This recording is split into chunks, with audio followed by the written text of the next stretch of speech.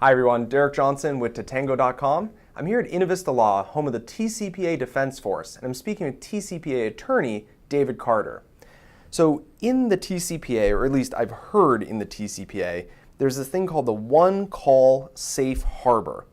I don't know what the heck that means, so I'm relying on you to explain, is this in the TCPA and what kind of impact does this have? Sure. So the OneCall Safe Harbor was actually created by the Federal Communications Commission in 2015. Oh, so it's not in the original document. It's not in the it's not in the 1991 Act as passed by Congress. Okay. It's something that's a much more recent addition to the TCPA. And the OneCall Safe Harbor relates to an issue that had become a pretty hot source of litigation, which is if you have had consent to call a telephone number or send text messages to a telephone number, and think about wireless numbers, right? In particular, someone has a wireless phone, they turn the phone back into AT&T or Verizon. Okay, they don't want that number anymore. They don't want the phone anymore, they don't want the number anymore. Either they switch services, maybe they decided to move to a different part of the country and decided, new phone number. I don't need that phone number with me, Okay. whatever the case may be. So they turn the phone back in. What typically happens is the phone number gets disconnected and then goes through what we refer to in the industry as an aging process. Okay. Where it just sits on the sidelines for a while. Nobody uses it. No one uses it. And then eventually it gets back into the rotation. So some new user comes into the store and gets a wireless service from them, and they're going to get that phone number. The old person's phone number. The old person's phone number that's been sitting on the sidelines. And the thing is the time period in which it's been sitting on the sidelines may be 30 days, maybe 60 days. Sometimes I've heard it's even shorter. I think 2 days for some carriers. Yeah. Yep. And so when that happens, you suddenly have a new person holding on to this phone with that old person's phone number, and that old person had subscribed to a number of text messaging. Like different brands. And so they were getting their coupons and their discount codes and getting those text messages, and they wanted to get them, right? But the new person maybe has no relationship with that brand, does not want to receive those messages, right?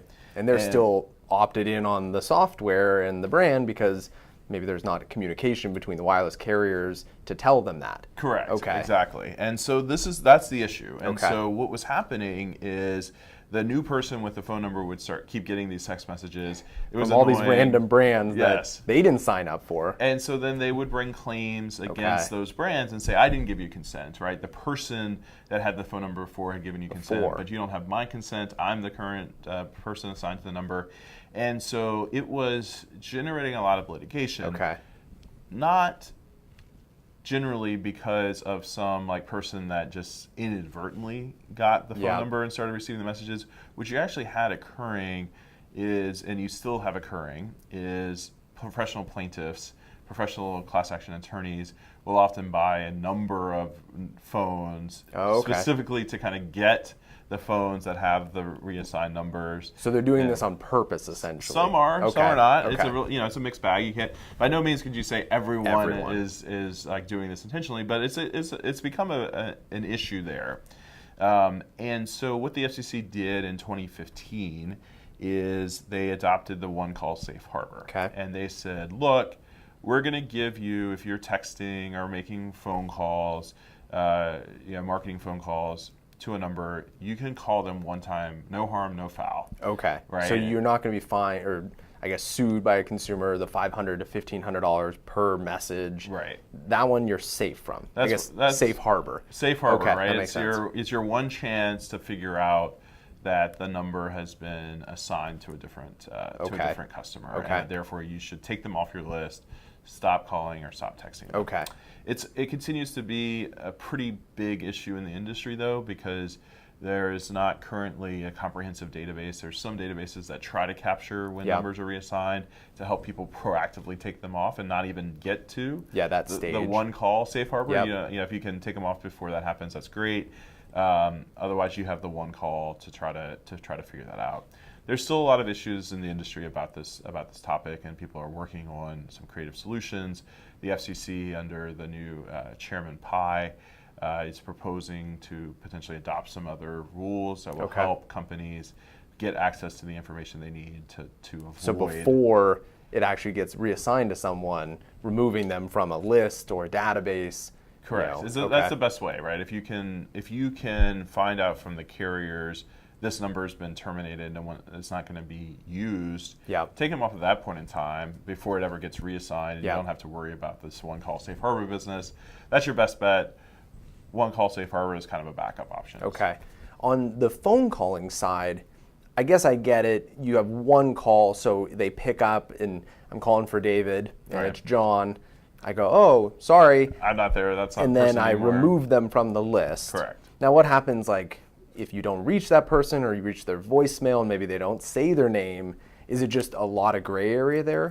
Yeah, I think that's been the concern. Is prior to the FCC adopting the OneCall safe harbor, there was a gray area about whether consent carried over and whether you could even be liable at all. Okay. So when the FCC clarified it by creating the OneCall safe harbor, they also took away some potential arguments that people had about, well, maybe I shouldn't even be liable because I at least had consent for the phone number. Okay, the phone number itself, not the consumer. Correct. Okay. And so in 2015, the FCC said, nope, you really have to have consent from the current subscriber. Okay, the owner of the phone number now. Right. Okay. And you have the OneCall to figure that out. Okay. So there continues to be this kind of discussion in the industry, and that's why the proposal to look at some additional rules or some changes is so important, because there continues to be a question about, can you get 100% of this right? Okay.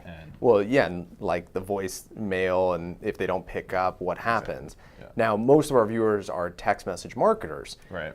It seems like the OneCall safe harbor, well, I guess it applies to text message marketing. Does it even help text message marketers? Well, from a lawyer's perspective, what I can say is it applies. Okay. It's available to text message marketers. And then I guess I'd have to turn your question back to you, Derek, and ask you from your experience working with companies.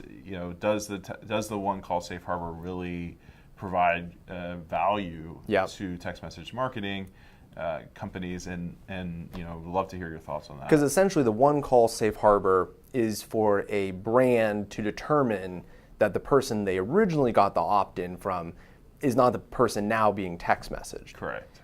And it seems like it is not very applicable to text messaging because of the fact that when we send a text message, or a brand sends a text message using our software, they're not picking up the phone. They're not saying, "Hey, sorry, this is John." It's a one-way communication. Yeah, it's a coupon that they're sending. Yeah. So it seems like, well, you can't be sued for that one text message. You're going to keep receiving future text messages unless the wireless carriers tell the brand, the software provider, that, hey, this is a deactivated phone number and it could be reassigned in the future. Right. So it seems like, well, it helps for the first text message. It's not like a phone call where you actually get somebody on the line and talk to them. Yeah, and that's consistent with my understanding, and I think it's also why it's so important that the FCC is looking at some of these changes to help address that situation. Because isn't the TCPA, isn't it always ever evolving?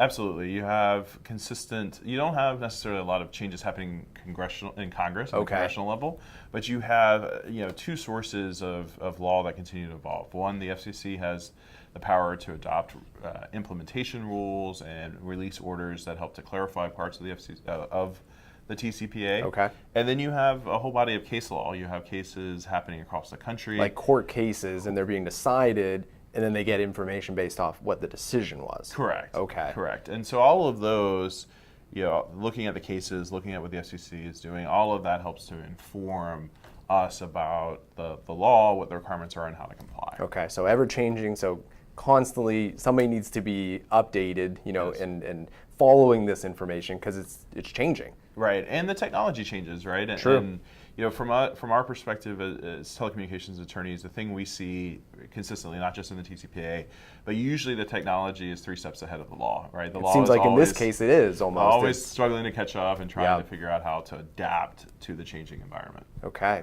interesting. Okay, so that is the OneCall safe harbor, what it means in the TCPA, what it means for phone calling, and the impact it has on text message marketing. I'm Derek Johnson with Tatango.com. I'm here at Innovista Law with David Carter, and we're talking in the home of the TCPA Defense Force. Thanks for watching our video today. If you like this video, be sure to give us a thumbs up on YouTube. If you want to see more of these types of videos, be sure you subscribe to our YouTube channel. And if you have comments or questions, please leave a comment or question in the comment section below.